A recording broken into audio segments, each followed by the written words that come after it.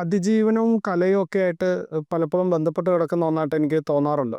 കല കൊണ്ട് നമുക്ക് എന്താ ചെയ്യാൻ പറ്റുന്നതെന്ന് ചോദിച്ചാൽ മനുഷ്യന്റെ മനസ്സിനെ സ്പർശിക്കാൻ പറ്റുന്ന ഒന്നാണ്.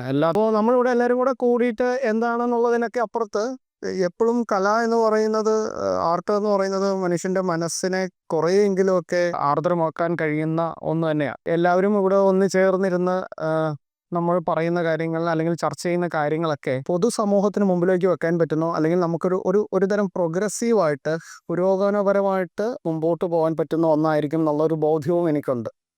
അതുകൊണ്ടാണ് നമ്മൾ ഇത്തരം കൂടിച്ചേരലുകളുടെയൊക്കെ ഭാഗവും ആകുന്നത്. പിന്നെ വയനാട് ലിറ്ററേച്ചർ ഫെസ്റ്റിവൽ കുറേ കൂടെ ഇപ്പോൾ മഞ്ഞ്, കാട്, മല, തണുപ്പ് എന്നൊക്കെ നമ്മുടെ ഒരു മുമ്പോട്ട് വെക്കുന്ന കാര്യങ്ങളൊക്കെ കുറേ കൂടെ ഓർഗാനിക് സ്വഭാവമുണ്ട് ഇതിൻ്റെ എല്ലാത്തരം പ്രവർത്തനങ്ങൾക്കും. അപ്പോൾ കുറേയധികം ലിറ്ററേച്ചർ ഫെസ്റ്റിവലിൽ പങ്കെടുത്തിട്ടുണ്ടെങ്കിലും WLF പല രീതിയിൽ മാറി നിൽക്കുന്നുണ്ട്. എല്ലാത്തരം ആർട്ട് എന്നുള്ളത് മാത്രമല്ല, നമ്മൾ കർഷക സമരത്തിൻ്റെ മുന്നിൽ നിന്ന് നയിച്ച ഒരാൾ ഇവിടെ ഉണ്ട്. അദ്ദേഹത്തിന് ആർട്ടുമായിട്ട് എന്താ ബന്ധം ചോദിച്ചാൽ അത്തരം സമരങ്ങളെയും നമ്മൾ ഒരു കലയായിട്ട്, അല്ലെങ്കിൽ അത്തരം വിപ്ലവങ്ങളെയും കൂടെ നമ്മൾ ചേർത്ത് നിർത്തുന്നു എന്നുള്ളിടത്ത് തന്നെ ഇതിൻ്റെ വലിയൊരു, അതാണ് ഇതിൻ്റെ വലിപ്പം എന്ന് പറയുന്നത്, ഞാൻ കാണുന്ന വലിപ്പം.